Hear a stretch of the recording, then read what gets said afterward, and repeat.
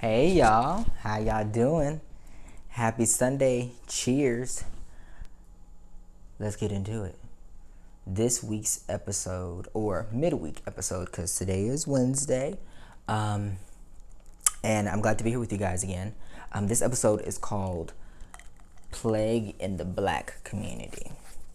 Now, I know that a lot of people, or you guys are going to be like, well, why is he always talking about black people, or not just black people, but why he's always in the dark realm? Is because we have yet to step into the light of things yet. I feel there has been light moments, but you haven't stepped into looking at truly the dark moments and analyzing them for their deep rooted core. So we're going to talk about that today, and how whites are it's affecting us across the board, as far as in healthcare, with non-black people within our own race. That's what I'm going to be focusing on today. So we're going to get into some of that topic and delve slightly into it. Over the course of episodes, there will be like things where I will go in and out of it and stuff, but this is just the stage where I want to truly start doing things and talking about what's in our own community and how can we dissect it out and give some opinions of mine, not anybody else's, of mine. So I appreciate you guys watching. Again, my name is Javier. Y'all know who I am. Cheers to you all. And let's just get right into it, y'all. Let's just not even joke around. So I was watching, and usually there's always something that inspires me. The spirit leads me to then talking about something. You know what I'm saying? So I got this idea from there's a documentary on Netflix, and it was called Crack, and then it said Cocaine, Corruption, and Conspiracy. That was like the subtitle for the title of the documentary. And so I decided to watch it. And the reason why I decided to watch it was just because I never truly got a chance to fully hint or dissect what happened in the crack community. So I got a chance to fully be able to learn about when did it exact start, what things kept us suppressed while we were trying to move in and out of getting out of the crack epidemic and pandemic of it all, and how society treated us, how society dealt with us when we're struggling to get through it, and we were all on our own. We were like a lone wolf out in the middle of a deserty but high forest treed land. You know what I'm saying? That wasn't ours. We weren't accustomed to this land. Obviously we were brought over here and enslaved and in chains, and we were under the boats, and a lot of us were dumped at sea. So as most of you guys know, the crack pandemic started, if I'm mistaken, it was back in the 80s. It was like 1989. That's when it was at the brink, like highest of its highest. And then throughout the 90s, it was just very crucial. So 80s and 90s were crucial for African Americans, as far as 90s being the monumental where we started to flourish. Music industry. We had everybody from Ice Cube to NWA to Dr. Dre to Tupac to Biggie to Puffy to Fat Joe, Remy Ma, Queen Latifah, MC Lyte, all of these heavyweights, as far as during this decade. Before that, we had heavyweights, but I'm talking about, it was like, this is like post segregation, post Martin Luther King, post Malcolm X, post the civil rights movement. You know what I'm saying? And so I feel that with everything that has happened, that the 90s were the crucial turning point for African Americans, where we went from slavery to then fighting for the injustice of segregation. And then we started to move into a pandemic that was never even thought of African Americans to have. And it was mainly because the high, the rush, the crack, what it does. If you know marijuana, I have not, and let me just say this now, I've never tried crack, never tried cocaine, never tried opioids, nothing. The only thing I have tried is alcohol and weed. And usually for me, since I'm a lightweight, I'm only 5'5", only 120 pounds. I know my limit, so it's one shot, and that could be, my favorite is Alizé, but that's still what I think that's 47% alcohol, I think, in there or something like that. And I've tried Crown Royal, I haven't tried Hennessy, tried Hypnotic, but I'm like a one shot type of person, and that's it. I've done wine coolers, and I think it's mimosas in the cans, but they taste kind of like soda, so they're really good to drink. But I'm a lightweight, so I know my limit. Usually for me, it's like 1 or 2 puffs, I'm good. And people keep trying to push it. I'm like, no, I'm good.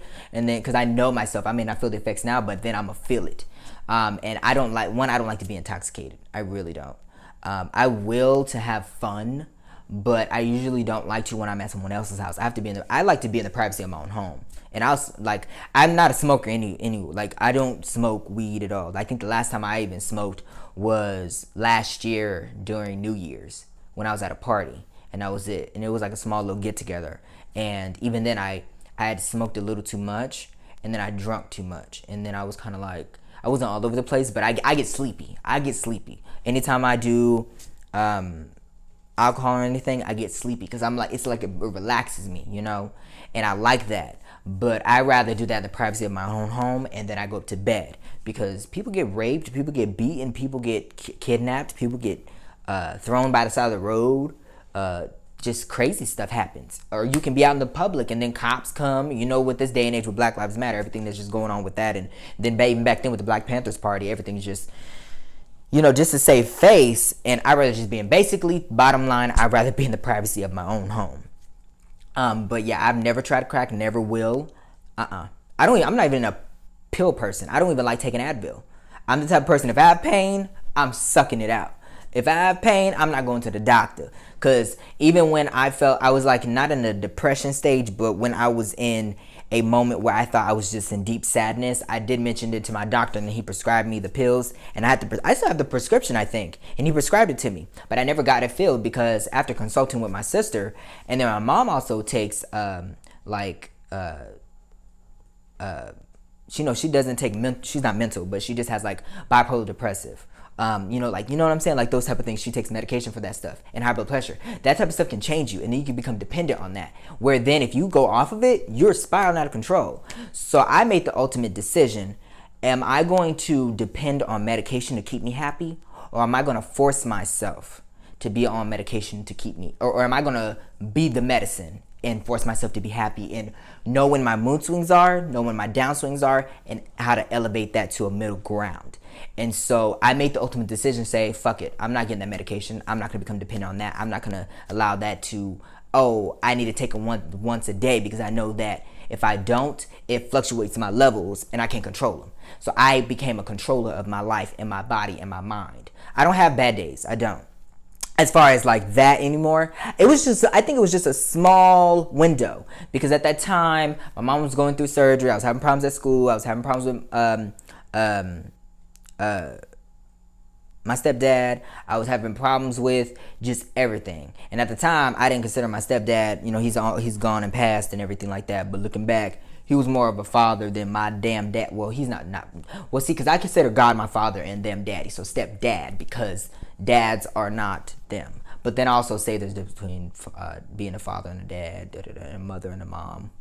That's a whole nother topic of discussion. But basically, he was more of a stepdad. He was more of a dad to me than my own dad was, because he wasn't ever in the picture. But not to even just go into deep like that. But to me, at that time, I was just over it. I was more pissed off, not sad, but I was just over the shit. And then, your doctor just checks on you. See how you doing? You feeling happy? You just ask some questions. And I would, get into it and then try to keep on going. And I felt like he was trying to make it out to be something that kind of wasn't. And sometimes I kind of noticed that with doctors, because they get paid off of what you do as well, and it's from the insurance. So I appreciate him. He's like, do you want to try it? And me, if I don't want to try nothing, because then it just gets you weird, and And sometimes if you're trying different stuff, it can mess up your levels. Even if you really need the medication, trying to do different things messes up your levels.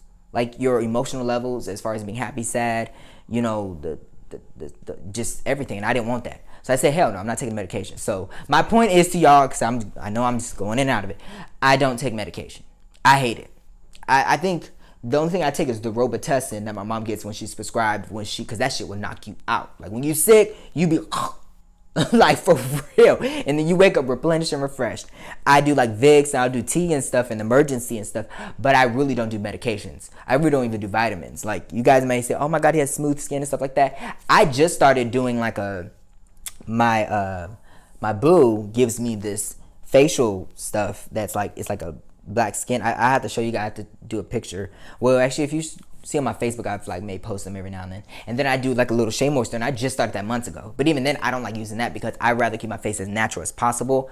The only thing is my nose gets like dry, but I don't do a lot. I don't do stuff like that because there's goodness in it, but way more. It can affect you as you get older. So there's why I don't take medication. That's why I don't take pills. I don't take certain things that I don't want to do because it's a negative effect. If I have a problem or need of it, like in the Bible it says, get some therapy. That's my medicine, because it can't help and it certainly can't hurt. You get what I'm saying? Kind of like having faith in God. It can't hurt, but it can help you. It's the same thing with therapy, and you have to find the right therapist, obviously. But I'm just not to go in that realm. I don't do medication. I hate being intoxicated. I hate being it because I need to be lucid. Like if a shooting breaks out, I need to be able to run. Or if somebody starts touching on me, I need to be able to fight. You know what I'm saying? If I have to, I need to be alert at all times. So I hate being intoxicated. And I'm not addicted to anything. I can't be addicted. I'm addicted to happiness. I'm addicted to God. I'm addicted to love, my boo, my business, my company. I'm addicted to that.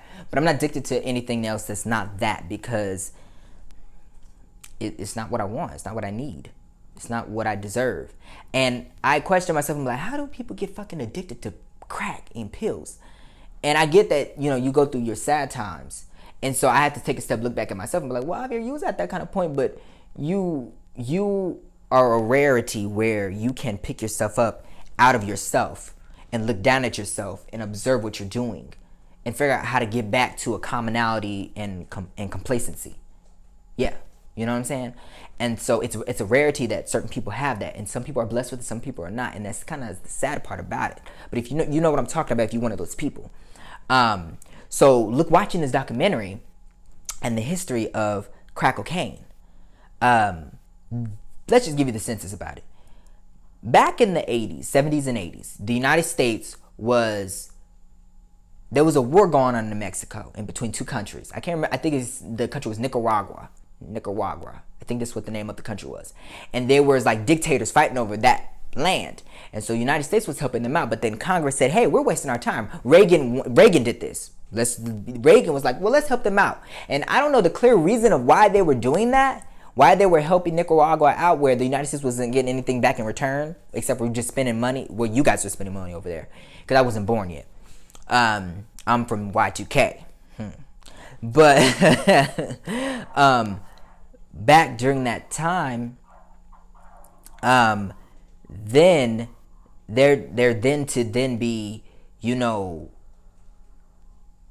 the Congress said, hey, we can't do this no more. We can't do it. You guys need to stop this war. What do we benefit from it? So then we started selling illegally. Well, why do I say we? Because I'm in America, but I'm not white and I'm not born during this time. Y'all, the government, Reagan, was like, well, let's sell to Iran illegally. So they would sell guns to Iran. We would get the money, but then, or we would fund Iran or something like that. And then the money and everything, we would pay Iran, I think it was. And then the money and guns and stuff would go to Nicaragua to fund their war. And then in return, somehow, where it wasn't clear to me in the documentary, or I may have missed it, was that from there, the planes would land, drop off the guns and everything, armory and everything that Nicaraguans needed. And then they would then package up stuff onto a plane and ship it back to the U.S. And I'm not sure if it was clear that it was going to Los Angeles, because Los Angeles at this time, as you guys know, was the king and queen drug turf for drugs, gangs, violence, police brutality, police just all around badness. And so I can't remember if they were shipping it off East Coast because of like New Jersey and Pennsylvania and DC and all that crap. And I'm not sure, it wasn't a clear statement for that stuff. But I know for sure LA was one where it's just hot for drugs, hot. And so then people were doing it at first. You see him in the movies, you see him in Scarface, you see him in all of these high-class movies where people are doing crack cocaine and everything like that. And it was only available to rich people, and rich people were doing them in their movies because it was what it was. And so people, I'm not sure the clear reason why they were using them in the movies and stuff, but they were on drugs. Rich people on drugs. They can't handle the problems that us poor folks, we live with way more problems than that, and we can handle it. So people were like, they glamorized it. But it was so too expensive to where poor people, black people, could not buy it. And then over time, I'm not going to go into detail about everything, but over time, things began to cause crack cocaine to become cheaper. Because I guess like the sodium and stuff, once they like crack it down more and stuff like that and do everything they needed to like decrease the value in the crack cocaine but make it affordable to poor people, people in clubs, people in bars, people in regular society were starting to use it. And they loved the fact that it was a drug and it made you high. But it was only a 15-second high. And people loved that high. See, with marijuana kind of leaves a more lasting, lingering effect. Because it's grown from the ground. Like, from a quote that you might know about, God made the birds and the bees and the flowers and these trees. And marijuana is drugged from the ground. But with cocaine, it's produced with chemicals and what is it? Cocaine. There's some big ass scientific word that where cocaine. What's the full name for cocaine? But it's basically chemicals. But the chemical leaves a quick high and then you get over it. But people started wanting it even more. People wanted it even more because of the high. It was just like a rush of a feeling and then it goes away. And I'm like, I do not want a 15-second. That shit sounds scary. I was watching it. I'm like, how the fuck can... Okay. Not judging, but whatever. But then people became more dependent on it because... And this is where the mental effect comes in because jobs... When Reagan got into office... And I'm trying to scoot back so y'all see my outfit? Y'all like my outfit? This is like something like James Brown... Well, like a flory type of thing what James Brown would wear. You know, like if you ever seen the movie James Brown with Chadwick Boseman. Rest in peace, man. We miss you, man. You died way too soon. Way too soon. I remember meeting him in Lincoln Heights. Y'all remember that show with Lincoln Heights? Remember? Damn. Okay. Back to what I'm talking about. Because I'm on a road. Let me get back onto it. So Reagan, when he came into office, he was, and this is where Make America Great can come from, because if you watch his like inauguration or whatever like that, he talks about it in his campaigns. And so he's talking about making America great again. And what Reagan meant, and the same thing that Trump meant by Make America Great Again, is where white people flourish at the expense of other people. And what's the expense? Poor black folks. And not just poor black folks, but poor people in general. But a lot of us black folks were poor. Let's just be real and honest. And so it was about him creating more jobs, more this, more flourishing, more money, more economy control at the expense of other people, though, which were black folks. So then people started losing their jobs. People started losing their health care. People started losing their homes, their cars, their families. And so then if you think of that rush, it's like to escape you from your reality. Like when I think of award shows, when I be talking about how award shows need to stop getting political, because this is the 2-3 hour time where it's literally escaping the real world or whatever like that. You know what I'm saying? So it's kind of like that with the drug, with cocaine or whatever drugs you were taking at that time. People wanted to escape their reality. They needed a stress reliever, and they found that in the rush. And then people were starting to gravitate to it. People were starting to do this. And then when people started realizing they can make money off of it, they were like, oh my God, this is great. So then this whole damn Iran sale to Nicaragua coming back were happening, and Reagan did not take full responsibility for the drugs that happened in the black community. And people were wondering why the hell drugs is so big in black communities. And this is what happened. This is how it elevated from being a fun drug to then being violence and craziness, because the people started to depend on, black people started to become dependent on it.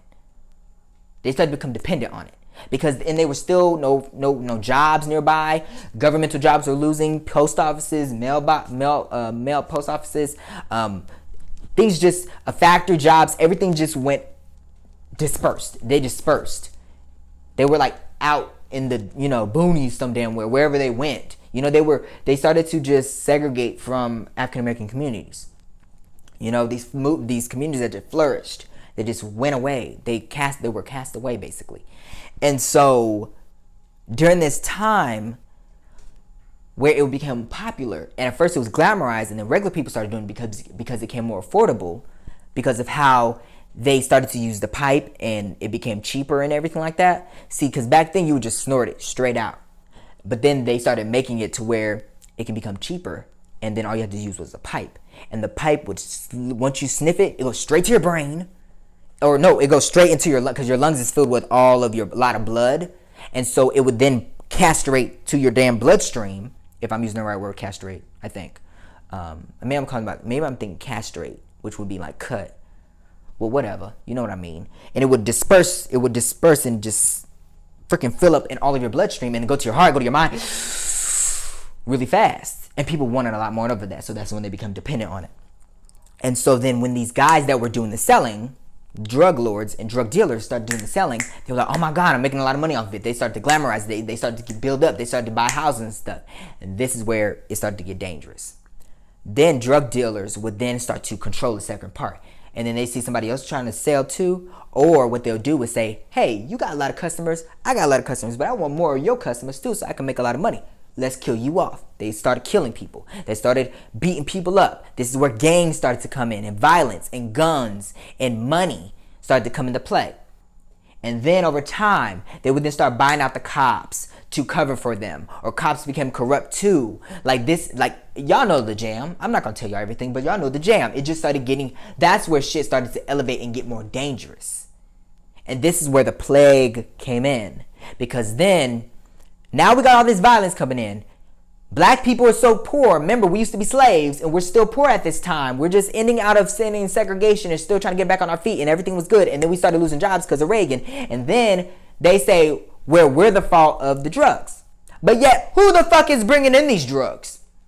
Black people, we ain't got private planes. We ain't got army planes. We don't got money. Hell, we even got $5. We don't even got insurance. So where's the drugs? Where's the cocaine coming in from? Ding, ding, ding, ding, ding, Nicaragua.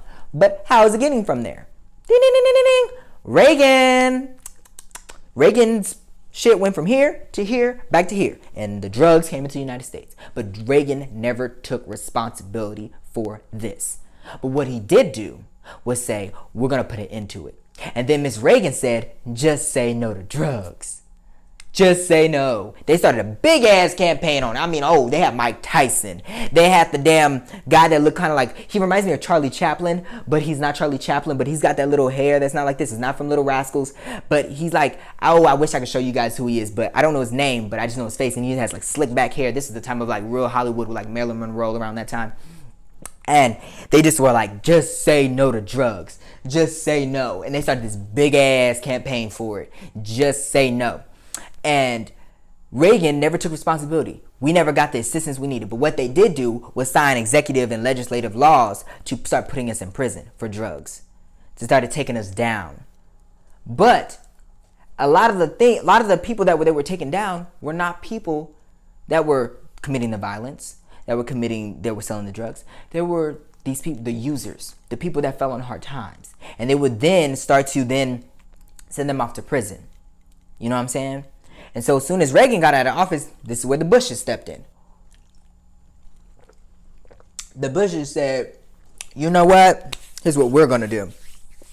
We're going to start cracking down. We're going to start cracking down. The Bushes said, we're going to start cracking down on stuff. And they started to become more tougher. And so then they started putting another legislative laws into basically putting any type of black person in jail for drugs, and they would spend their life in prison. They started Basically, you can have a milligram of drugs, and each of those milligrams, I think, got you like 5 to 10 years or something like that. And that same mandate was there for, and I'm not sure, I can't be wrong. I have to watch. I only watched the documentary the first time, so some of my information is a little as far as no, it's not. It's real, but I'm getting either it was the Bushes or the Clintons though. But it said in the documentary that they started mandating for legislative laws, which was passed by one of the House of Representatives during this time, that he wanted a new legislation for people, and the legislation was passed in 4 weeks. 4 weeks he wanted it. And then Reagan signed it. It was during Reagan's thing, I think. Either Reagan or Bush. And they signed the legislation where if you had 1 gram, I think, of drugs, or 10 grams, it was something like that. And you would each gram you had of that, it equals 5 to 10 years in prison. That is the same as if you had 500 grams of drugs on you. Same sentence. So they never fully looked at the justice between the two. And then this was more of a mental thing than a criminal thing, because the people that were locking up were just drug users that needed help getting back on their feet with economic purposes: food, home, car, job, water, the essential things to life. And we are the ones being punished for drugs that are coming into our communities by not even our fault. You get what I'm saying? And so then Bushes came in and they started feeding off of that. They even went so far to create a sting outside of the White House. And then a guy was arrested and spent half of his life in prison because of that sting. You get what I'm saying? And then Bush said, I have no issues. He should have never been selling drugs. I don't feel bad for him going to jail for the rest of his life. He did it to himself. None of these presidents showed compassion for us in not getting us the mental help or helping us get back on our feet, but to imprison us.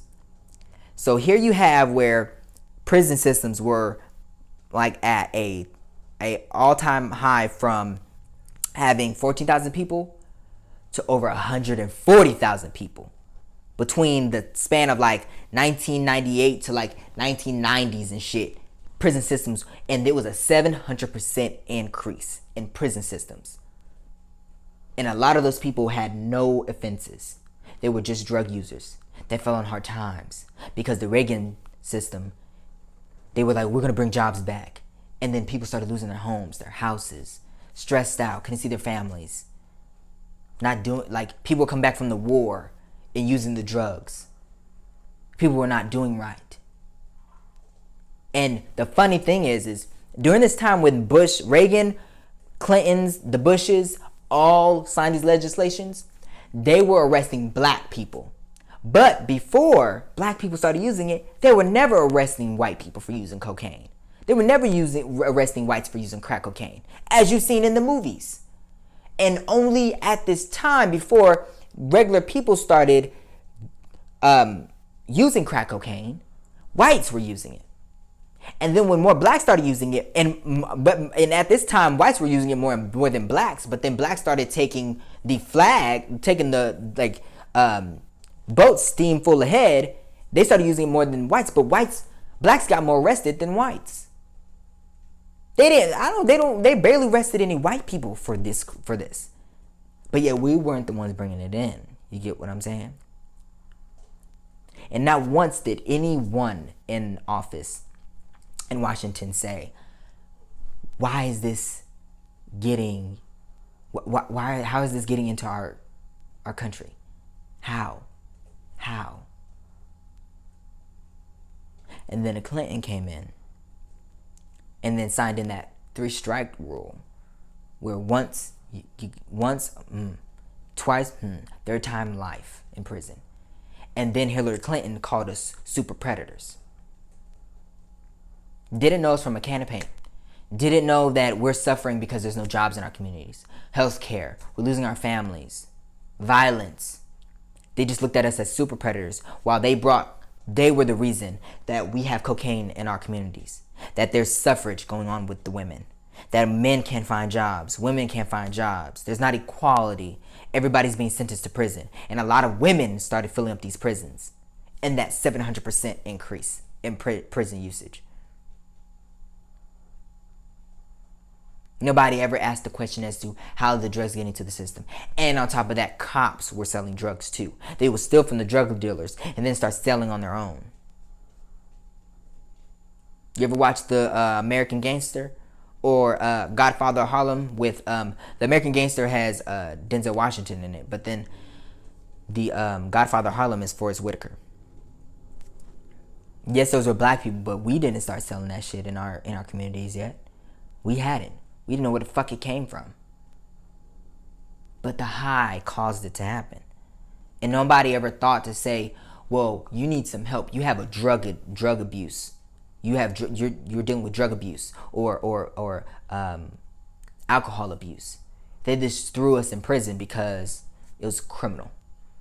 They fought so hard for legislations for criminal act on drugs that they never stopped to think about what they did to us, what Reagan did to us, what we're going through, and how can they help us. But nowadays, Trump's talking about, let's get white people help because they have the opioid pandemic.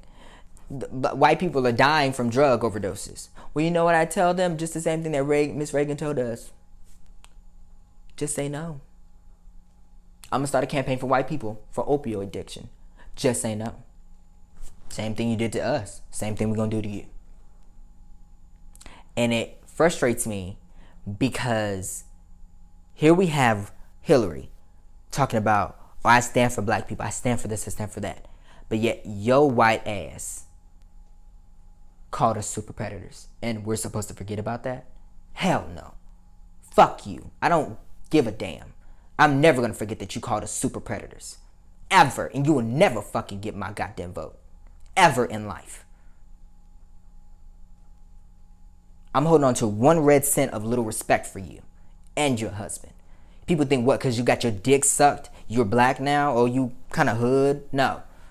I will never forget that you called us super predators. That you called us just, and that's not even the only word she described us. There's many countless names that Hillary and Bill Clinton called us. Not once did they ever stop to look at the African American community and see how can they help us. It was always something criminal. The 3-strike rule. Go back and do your history, guys. So we have from 1980s to 1990s, crack going on in the black communities. Nobody stopped to help. Nobody stopped to ask, where is this coming from? And then people started to wonder, the CIA has something to do with this. And after an investigation, the CIA was culpable in the drugs coming into the country. Because if you guys, for those people that are watching that don't understand what's the difference between CIA and FBI.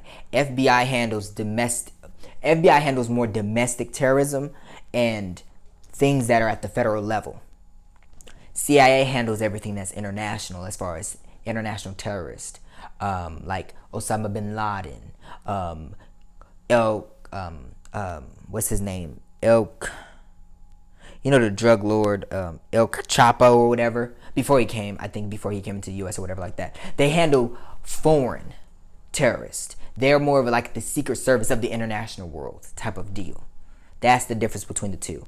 FBI handles everything that's homeland. CIA, everything abroad. Around the world. You get what I'm saying? So, CIA was culpable. And they claimed, no, we don't have no involvement in it. But once the director of the CIA did an investigation into the CIA, they were found culpable. And I'm not surprised. So here you have prison systems that went from only like 14,000 to over 100 or something thousand in a span of a couple of years, like 2 or 3 years, 700%. And now prison systems, majority black people, a whole 2+ million people are imprisoned. Off of the laws that are in place now, where you can have 1 gram on you, and you get sentenced to automatic 10 years. Some people probably have upwards of probably 10 grams on them, and they get good 50, 60 years off of that, sometimes with no possibility of parole. And most times, if you ever watched the Shawshank Redemption or whatever like that with Morgan Freeman in it, as he kept going to the parole board and they kept telling him no, no, no. And then finally, over a whole 40, 50 years later, they finally let him out. That's how it is in our system. The system spends more money to put us down and more money to put us in their prisons that are then owned by private companies.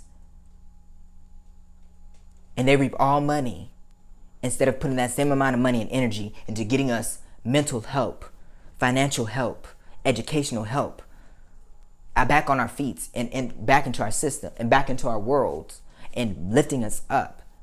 They put that same amount of money. If they did that, we would be good. We would be good. We would be good. They put more money in around this time for the criminal system. They funded the police system of upwards of $2 billion more with armory. They started training regular beat cops to become military cops. Have you ever seen the Straight Outta Compton movie in the beginning with that long battering ram on that, it looked like a tank? I thought that was just something they created for the movie. But little do you know, guess what I see when I'm watching the documentary? That same thing.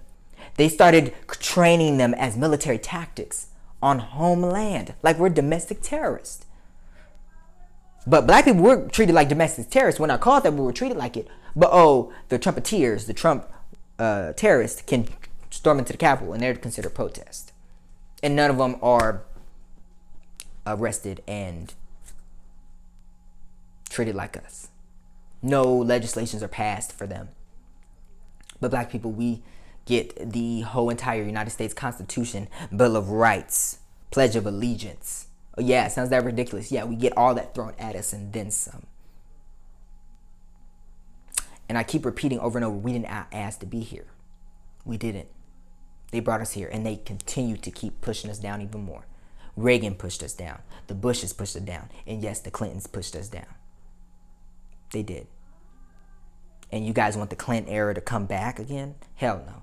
I'm done with everything that has to do with that era. I'm done. I'm done with the Clintons. I'm done with the Bushes. I'm done with everything. And you guys wonder why I say I barely trust politicians now.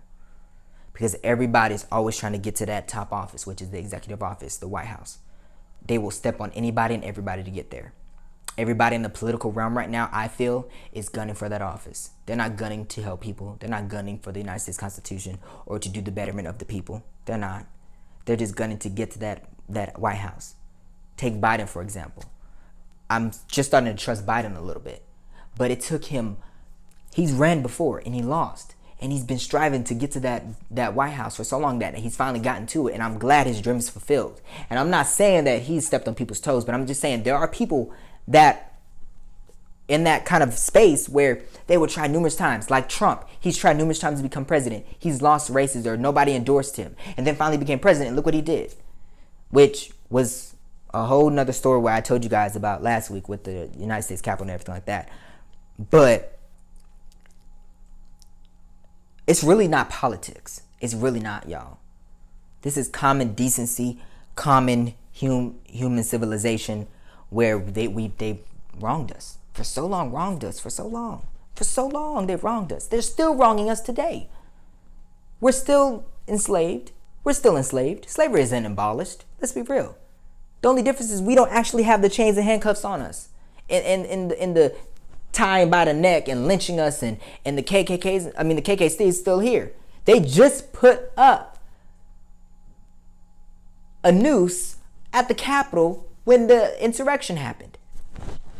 What does that tell y'all? Slavery still exists in this country, and I still tell you guys the same thing. America's never going to get great. America's never going to be great. America's never going to perish until what has happened in this past, America takes full responsibility and we seek out justice against America.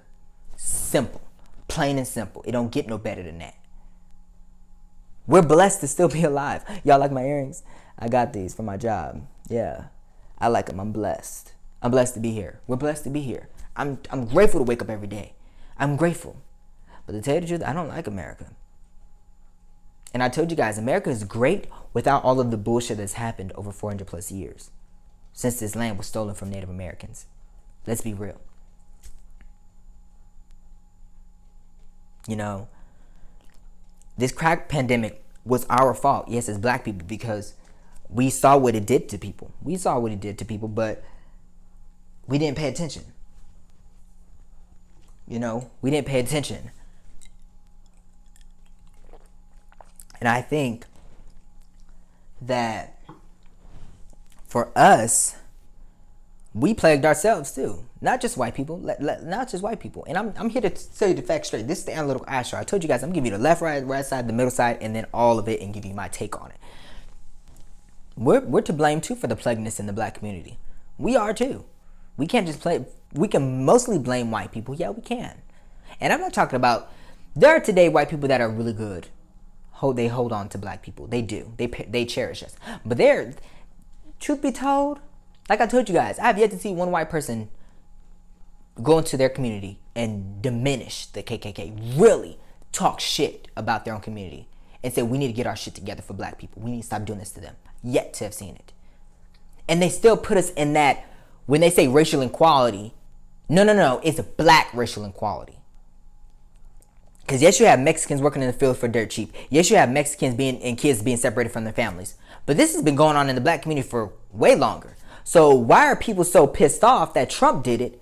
But for blacks, it's been going on for 400 plus centuries. And no one still doesn't want to talk about it. No one's angry about that, but we're angry about what Trump's doing to the Hispanics. Nothing against Hispanics. Nothing against it. What Trump did is wrong. But how is that different than what the fuck has been happening for 400 plus years with black people? You're tired of me talking about it? Well, then fix the shit that's happening to black people. Kids are being separated. The system, the child welfare system in every state and federal level and state level is rambunctiously crowded. If you watch that Gabriel Hernandez, the Trials of Gabriel Hernandez, the Netflix series that I posted a video about and I cried and I sobbed, the system is overfilled, and majority with minority kids, but black kids too. Off of the simple fact of the shit that Reagan, Clinton, and Bush put into place for these legislation laws. A gram get you 10 years. Boom. Separating kids. Kids go in the system, parents go to the jail, that's it. Instead of getting them the help they need. And a lot of these parents, they don't have offenses. They don't. This is their first offense. And instead of saying, let's get you some help. Let's get you some help. Get you back on your feet. We see that you're struggling. We see that you need help. We see that you need it. Here's some help. They didn't do that. They said these are criminals. These are basically terrorists. They need to go to jail for what they're doing, and they need not to get out. Treat us worse than animals. And then the prison systems get overfilled. Then they hire more correction officers. But those correction officers now have to become basically military cops. The cops nowadays, they're all military. You see the helicopters, the battering rams, the armory that these police soldiers have now. They're not B cops anymore. They're not a flashlight and a baton. They're now armored, military-graded cops and sheriffs. When that could have never been the case if they just got us some help. Now, I know there's some black people out there that won't do for themselves. They won't. They expect everything handed to them in silver platter. There's some people in my family. I can name off names, but I'm not going to do that. But I'm going to tell you right now, I know for sure. I watched it in this world. And then there's nothing we can do for them. If you're going to continue to do what you're going to do, be violent, shit like that, you got to go to prison. It is what it is. And then instead of throwing them into prison, in that word correctional facility, correctional means correcting yourself, getting you right. They don't correct them. They don't correct them at all. They just throw them in there and they just overcrowd the place. That's it. Those prison systems aren't correctional facilities. They're prisons. That's all it is. So take out the word correctional because you don't correct anybody. And in fact, more people that are dangerous in the world, when they go in, they become more dangerous. And it's more likely that when you throw someone that's young into jail, likelihood they're always going to go back. Always. Because you have not helped them in the sense of getting them to a better place where then they can change the world. They can change and do better. If you're watching that documentary, they stated that the cats that went to jail for the first offense, they just kept going back, and they became more dangerous. And then the crimes that they would commit would then go up more. So they would go from using drugs, getting out, committing robbery, getting out, then assault, battery, and then attempted murder, then murder, capital murder. They just kept, you see the crime level, things, they just would get out, do something else that would just go a little bit higher than the original crime. They just keep going. That's when the 3 strikes came into place. Oh, you're going to do this? Okay, you're going to do this? Okay, 3 times, you're in jail for life. Clinton did that. I think. Right? I want to say it was Clinton. I believe it was. Because I think at that time somebody told me it was Clinton that did it, and I haven't really done my homework, so I apologize on that. I should do it right now. Yeah, no, I think I searched it. Matter of fact, let me do it right now, y'all. Let me fact check this, because I don't want to give out the wrong information. Somebody say, oh, I did this 3 strike.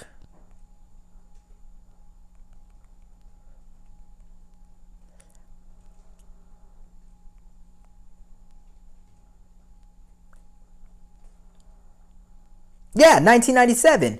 And who was during that time? Who was the president in 1997? See, yep, he was, or no, yeah, who was the president in 1994?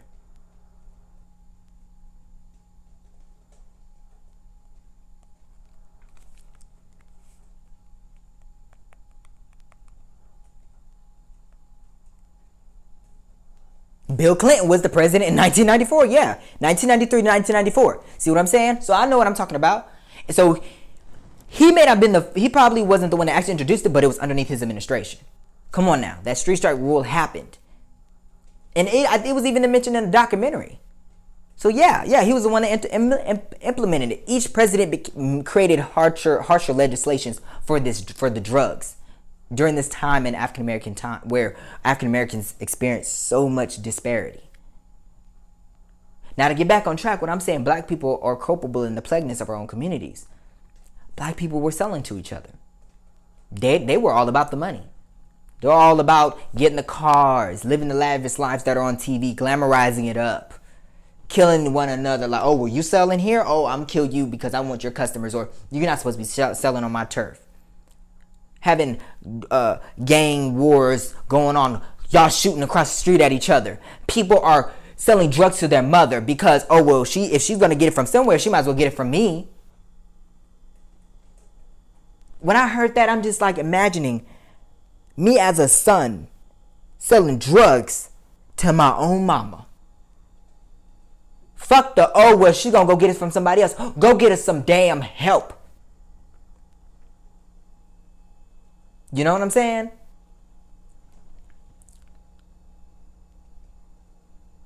Now it's, oh, you call me a bitch, shoot up in the place. Men can't, you have to always be on our guard, because one of the guys was like, you can't even laugh, because they take that as a sign of, if you were in a club and somebody tells a joke and then you laugh, like, that was considered a sign of weakness, so you just have to laugh like, huh, and then shrug it off.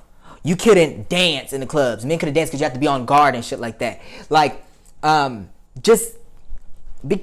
black community started to harden, not just from what white people were doing to us, influencing these drugs in our communities, but then and not doing anything to help us stop it and blaming it all on us, but also within ourselves of looking at it like, what the fuck are we doing here? And then they talked about this McDonald's commercial coming out and how people was like really starting to gravitate to the McDonald's thing, and then they was like, well, I could make the amount of money I make in a month, I could probably make in a couple of hours. So then they started selling drugs to our own people, killing off our own people. And then one of the guys even said, being a drug dealer became fashionable. The drug dealing business was fashionable because I started buying junkyards, I started buying offices, I started buying homes, I started buying stores, I started buying all this. And in my mind, I'm like, so you mean to tell me you're building up this whole big operation, but yet you ain't helping not one black person out? Why couldn't you take the same operation You already done bad by selling drugs to our community and taking their money. And I already guys told you the cycle of that, where the grandma or the mom would work, and then you have a drug addict family member, and they go to the drug place, and then they get the drugs and goes back. There's not a cycle of money being floated around. It's just going from here to here, and that's it. You get what I'm saying? I already told y'all that cycle. Go back and look at the episode. And that's it. Why couldn't you, as a black man selling drugs, build up this big old empire? Because you already take it from black people now. And then build school systems, build retirement homes, build rehabilitation centers in your own community, and getting people off drugs, getting them into jobs. You're already creating all these jobs and stuff, but your drug dealers and stuff on all them are basically housing in these things and luxuries. You're basically taking from us black people and putting it in your pocket and lining yourself up and you living lavish. The same amount of energy that you get up to cut it, slice it, weigh it, have this money going here, this going here, this going here, running from the police, hiding from the police, smuggling drugs, doing all this stuff that you gain an empire for it. The amount of energy that takes time to that, you can run a legitimate business. And it's just that easy. You want to say, oh, it's this, oh, it's no, that's harder and everything like that. No. It's just as easy. You just don't want to do the right thing. Love, not hate. You love the money so much that you are willing to push in hate in our own community. You know what I'm saying? Black people are sorry y'all. Black people are the reason for the plugness in our own communities too. We are. Hell, we killed Malcolm X all because we didn't like what the fuck he was saying. You know what I'm saying? And in some rarity cases, sometimes the chickens come home to roost for us black people too. You know? It does. And I just really think that the crack pandemic for us black people, it's just sad looking at that documentary and looking at it. And black people, we're supposed to be hard. We don't need to. We aren't supposed to get help. We aren't supposed to get mental health issues. Black people are supposed to be tough. We're supposed to be hard. We're supposed to be brutal. We're supposed to be brute and big and boast and bellicose. That even ourselves, when we look at each other, we talk down to each other. We talk smack about each other. I do it too. I'm not gonna say I'm not gonna just call y'all out and without calling me out. And I'm working on that for myself and against my own people, my own black people. You know, and I feel that with everything that we've done in our own communities, we're not getting anywhere. We're not. You know? Because now we're plaguing our own communities still with marijuana. Violence is happening because of marijuana. Truly.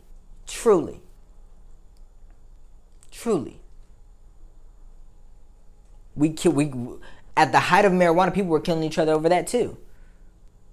You know? Because then people started liking marijuana more than they liked crack, because marijuana kind of lasted longer. But when you had the gang selling crack, marijuana, selling drugs, smuggling drugs, all these operations, stuff like that,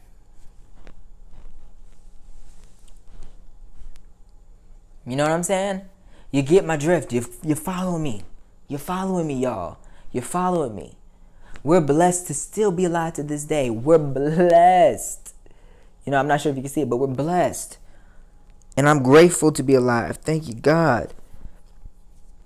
But black people, as for ourselves, we have a long way to go. We still have hate in our own communities. You know? There's still unity that needs to be met in our own communities. Still to this day. Like, it's a serious thing where we don't do for each other. We don't do enough for each other. I'm not here to help people that don't help themselves. That's one thing. But I help people that help themselves. If I see that you're struggling, but you are trying, you are putting your best foot forward, I'm going to help you. But if I feel that you would just want to be lazy, you want to get a job, you ain't going to do nothing, hell no, I'm not going to watch your kids. Why am I going to watch your kids when you sitting at home all fucking day? You ain't looking for a job. You've been at a job. You got fired or laid off, or you quit 2 years ago, and you still ain't found a job in that time. The economy is bad, but it ain't that damn bad. But if I see that you're trying, I'm gonna help you. I'm gonna pray for you. I'm gonna do for you. But if you ain't willing to try, if you ain't willing to put your foot forward, if you're willing to just have babies and stuff and sit on your ass all day and think that that's okay, hell no. You're not. I'm not helping you with shit. Black people, we exploit the government funding system. We do. Black Panthers didn't create food stamps or WIC so you can live off of it. They created it for temporary assistance to get you off and get you back on your feet. And black people, we exploit it. We do. We exploit it. I have cousins, even sister, that is on food stamps, and that's all it is. They cuss and they're pissed and they're unhappy every day of their life because they're struggling, but they don't do anything to make it better. They don't go out there and get a job. They don't know what an honest day's work is. They go and open and spread their legs for multiple men, got 5, literally. One of my cousins has fucking like 5 baby daddies and 5 kids. They all got different daddies. Some of them aren't even with their damn mama. They're with their daddies. And getting all types of government incentives. Food stamps, WIC, welfare, the whole enchilada. And it makes it hard for people like my mom that needs disability but is denied because people like it's people in my family and people like y'all that have them in your families, because some of y'all families is fucked up too, let's be honest. They have that in their family, exploit the system. And it's sad. Black people, we exploit our own communities. And the way we exploit them is by exploiting the governmental funding, where then black people don't go up out there and get a job. This new age don't know nothing about having an honest work ethic. My kids, when I raise them, they're going to have an honest work ethic. At the age of 16, like my mama told me, by the age of 18, you are getting out of my house, so you better have a job. So by 16, that's the last time I'm going to ever buy you something. Ever. When I turned 16, first of all, actually, my mom stopped buying me stuff at the age of 15. Because by the age of 16, oh baby, I was working. And I have not stopped working since. I worked at Walmart, I worked at Home Depot, I worked at Walgreens, UPS, 24 In Touch was a call center. I worked at Popeyes when I moved down here to Florida. I've worked at Ross, Big Lots, Target, Bass Pro. I've had a job since I was 16. I've always had a job. Even if I got fired from a job, I had a job lined up. I went right back at it. Worth ethic, people. You know what I'm saying? Like, black people, we don't have it. We don't have it. And it's sad. We don't have it.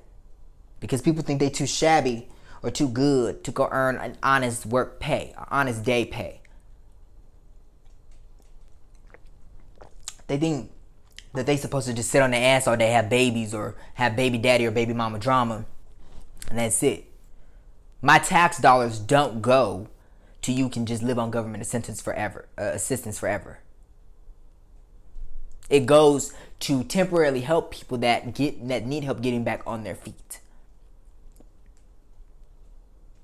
We plague our black community with having an honest work ethic, talking down to each other, criticizing one another. This light skin, dark skin thing gotta stop.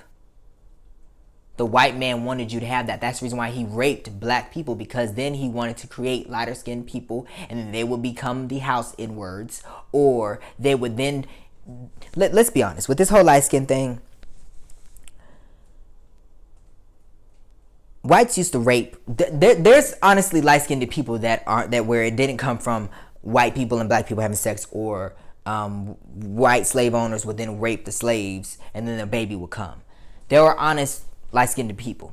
If you look at the different rays of color in Africa, dark-skinned to light-skinned, yes. And even some that looked freaking white as hell.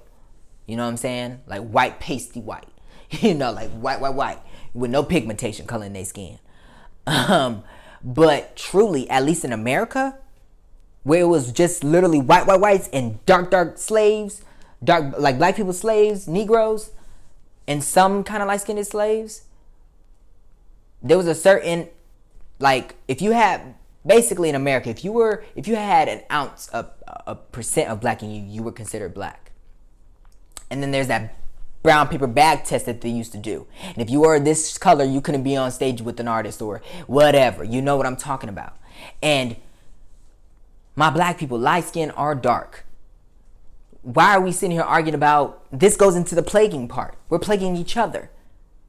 Because if we're not doing for ourselves, how can we expect them to do for us? We're not loving ourselves, how can they expect to do for us? Or we demand that they do for us?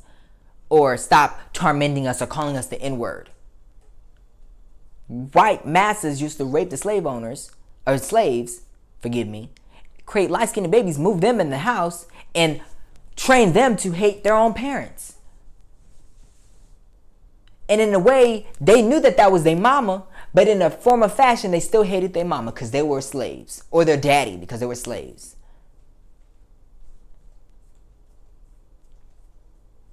Now, we're not in slavery times no more, but we're still there. But black people, stop with that too. You got to stop with this whole light skin, dark skin thing. And we then need to teach Hollywood. We need to teach the world that darker skinned people are beautiful.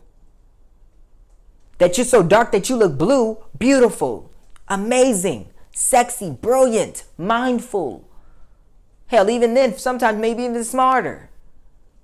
We need to teach the world as black people that no matter if you can be light and be smart, but you are dark, you are beautiful and just as smart.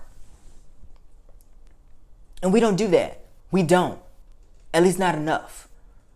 We've gotten to a better place of not using this dark skin, light skin thing, but it's still there. We have, as black people, created so many pandemics and epidemics and wrongness in our own communities. You know what I'm saying, y'all? We gotta do better, y'all. We gotta. And I see that, I see, and on that light skin, dark skin thing, I see, because the kids don't know no better. Because if they're growing up in the house with their white people, they're going to think they're white. They're going to think better than the slave owners. They're going to be taught that. So I get that they have no control over that. But now we do. We have the adolescence. We have the smarts. We have the brain. We have the recognizance in our brain to do better. So let's do better. You get what I'm saying? We gotta. This whole crack pandemic thing, this whole drug thing, this whole marijuana, needing to have marijuana, needing to be on alcohol, needing this, needing that, we gotta do better. And it all starts at home with this whole mental health thing and also happiness. You know what I'm saying? Talk to someone. Do what you gotta do. Put in the work. You only got one life, so don't be trying to mistaken it for, I'm about to live it up in my afterlife. Because to tell you the truth, as a Christian, I believe in the afterlife. I do. But in a way, what if there isn't really an afterlife? I have some glimpse hope that once I die, I'm not going to like, you know how you go to bed and you have a dream? What if when you close your eyes, because you're having a dream because your body is, your heart is pumping where you're asleep. Your mind is in operation. But when you're dead, your body is not in operation no more. No more. So to me, kind of question, like, do we really have an afterlife? Really? Kind of hard to believe. It's hard because it seems so surreal. You get what I'm saying? But this life ain't surreal. This life is once. Once you die, it's one and done. You don't get no retries. You don't get to, this ain't Monopoly where you can just go around each time pass go and whoever is the end and then you can play again. This ain't that. This ain't that. This ain't a game of spades or BS or Jim Rummy or something. This ain't that. This is not that. This ain't. You know? The plagueness in the black community that we've done to ourselves and that we're still doing to ourselves is a great deal. We've killed a lot of our own kind. We have. We've tormented a lot of our own kind. And we still do to this day. Especially in the rich and famous world, the business world, and the poor world, on all accounts. And I can give you a list of where everybody's at fault as far as just names of people. But I'm not going to do that because you know why? Whoever watches this, if you're watching this and you know what I'm talking about and you feel some type of way about what I'm talking about, or you feel some type of like guilt in your body, or you freeze up for a second, or your heart kind of stops or feel like it's about to stop, that means it's you. I've done it too. I'm at fault for it, y'all. I've done it too. I'm telling y'all, I know what I'm talking about because although I'm only 20 years old, I'm telling you now, I know what I'm talking about. I do. Greatly, deeply. I do. And I want y'all to get it. Get it before it's too late. I've gotten it before it's too late. And I'm one of the blessed ones because it's rarity for you to get something this impactful before you get later down the road and you realize it. You have a time and a place to be able to stop it and put a brink in it, build up a dam against the waterfall overflowing to the city before it happens. You get what I'm saying? And the last thing I'm going to say is back to this racial thing. Because this is where it all came to play from this racial thing with the crack pandemic. We need to stop looking at it as racial injustice in general and start looking at it as black people injustice. Black people have been put down, sodomized, scrutinized, for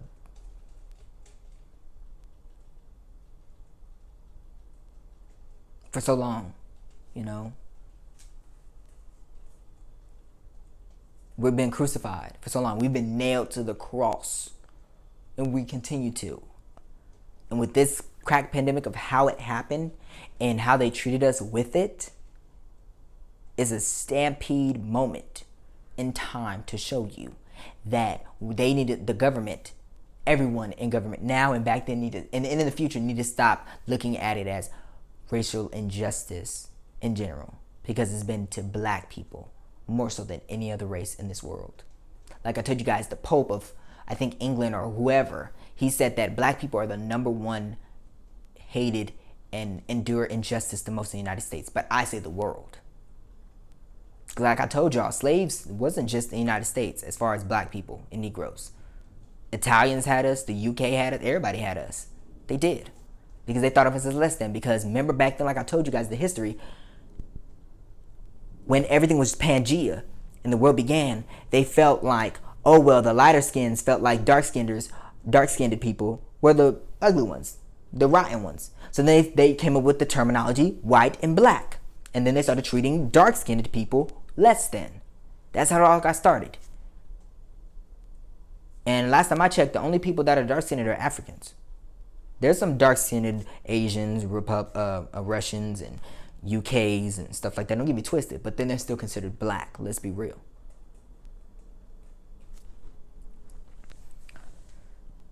With marijuana and stuff, y'all, we need to stop becoming dependent on it. We need to stop, go get a job and stop smoking weed. Take care of your kids and stop smoking weed. Stop risking your rent to get some weed or crack. Stop giving your family members that you know are on crack money and into your houses and causing damage and stuff. You know what I'm saying? Tough love their ass up, and they'll get to a place of wanting to become rightful, or wanting to do better. They will. Tough love them. Tough love them. It's hard. It is hard, but tough love it out. I reflect on a lot of history shit, and a lot of the stuff when I get on the show, I control a lot of what I say. I try to control a lot of what I say in a way, because y'all probably thinking like, but he controls himself. No, I honestly do, because if you see me behind the scenes when I'm like just in my house every day, and then I watch a documentary for the first time and I'm reacting to it, I'm really cutthroat and ruthless with it, y'all. And I have to get on the show and start thinking about how to portray it and give it to you guys in a way of thinking about it. And that meets my motto of things that meet the eye daily. You get what I'm saying? Because I can get on this thing and just start ramming off and just start doing this and start doing this. And I may just do that one day. Keep out. Stay out of the kitchen if you don't like the heat. You know what I'm saying? Don't touch the iron because you know you're going to get burnt. But yeah, y'all, that how they handled that for me pissed me off. And I have to say, presidents or people in general do good and bad things. But the way they handled the crack thing, all three generational of like the presidents and stuff, from the Clintons to the Bush to the Reagans, handled that poorly. I don't know what else they've handled in their presidential time. nor do I care, because my focus is on black people. But that right there, I have to call them out on it, and they tell them they did an unpresidential, horrible job. Now, I appreciate you guys watching the show. God bless you guys. Happy Wednesday. And I will see you next time on the Analytical Eye Show. You can follow me on Facebook, Instagram, and Twitter. Facebook, Instagram, and Twitter at Javier Vassell. You can follow the show on the Analytical Eye Show at Facebook, Instagram, and Twitter as well. I'm messing up. Let me redo this. You can follow me on Facebook, Instagram, and Twitter at Javier Vassell. You can follow the show on Facebook, Instagram, and Twitter as well at The Analytical Eye Show. And I appreciate you guys watching this show. Cheers to you guys. Stay tuned for more as I love you, you love me, and we're going to talk about some more deep-rooted shit. Cheers to you guys. Oh, and happy birthday to my baby, turning 34. See you guys later. Peace and love, Love Village. Mwah.